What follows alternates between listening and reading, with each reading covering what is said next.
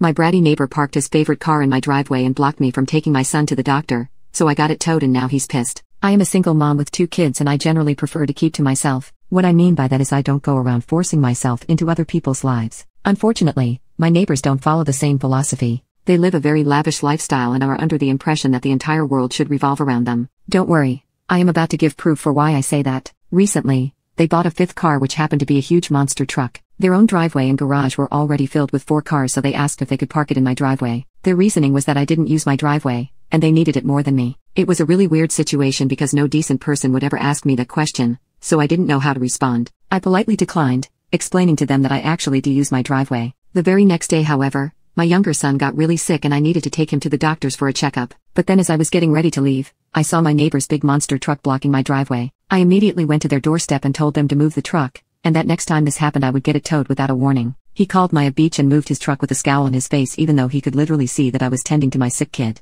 While my son was getting checked at the doctors and I was waiting on test results, I shot off another email to my house owners association about what had just happened. The HOA said that they received my email, made a note of it, and advised my property was my own and I could give or deny access to it as I wish. Thankfully, all tests administered to my son came back negative and I was told it was a run-of-the-mill virus and he would be fine. The virus just had to run its course. I took him home and called it a day. Saturday evening, my oldest started complaining of a sore throat and I was starting to feel poorly myself. My youngest appeared to be getting better, so I figured that whatever he had, that we were getting, so we stayed in all day Saturday and Sunday. Sunday evening at about 5:30 my oldest son spiked a fever and while it came down a little, it didn't come down enough, so I loaded him in the car and off to a minor emergency we went. The only one I could find that was open on Sunday at this time was on the other side of town, so I had to drive 20 minutes just to get there and we ended up waiting for 3 hours to just get in the door and then another 45 minutes till we saw the doctor. After a few more hours and all of his tests come back negative, the doctor did state that she could hear some wheezing in his lungs and so she prescribed an inhaler for him to help him, but basically told me the same thing, that he has a run-of-the-mill virus and to let it run its course. I had to drive even further to the only 24-hour pharmacy available to pick up the inhaler and we did not get back to the house until almost midnight. Let me set the scene for you.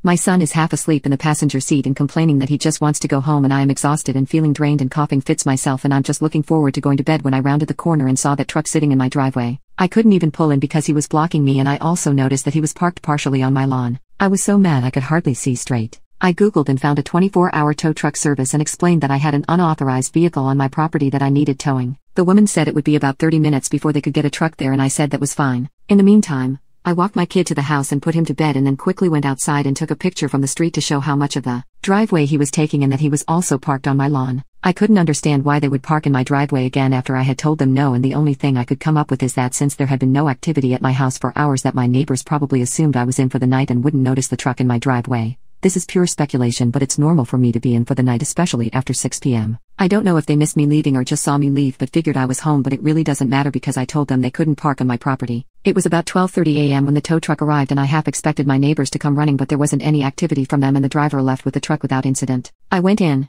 shot off another email to my house owners association along with pictures and an explanation that I had towed the vehicle, and then went to bed. At 6 a.m. this morning I woke up to someone banging loudly and rapidly on my door. I didn't have to look. I knew who it was. I grabbed my phone, hit the video record button. Before I opened the door, I looked through the peephole and saw the dad and his son at my door. I opened the door and following the conversation, Dad, very angry and yelling, "Where is the truck?" Me, as calmly as I could state while coughing, "It was towed. You can call such and such company to make arrangements to get it back." Dad, "You didn't have the right to tow it. You're going to pay to get it back." Me, "I had every right to tow an unauthorized vehicle on my property. I told you not to park on my property and you did it anyway. It blocked me from getting in my driveway last night. I told you I was going to have it towed after the last time you parked without my permission, and I won't be paying anything to get it back. Dad, you stole my truck, you F&B, and I'm calling the police. I'm going to sue you." Me, having enough of this. "Go ahead. In the meantime, I'm sick and I'm going back to bed." I closed the door and stood there for a moment. I looked out the peephole and they were still there. The dad started banging and was also ringing my doorbell nonstop.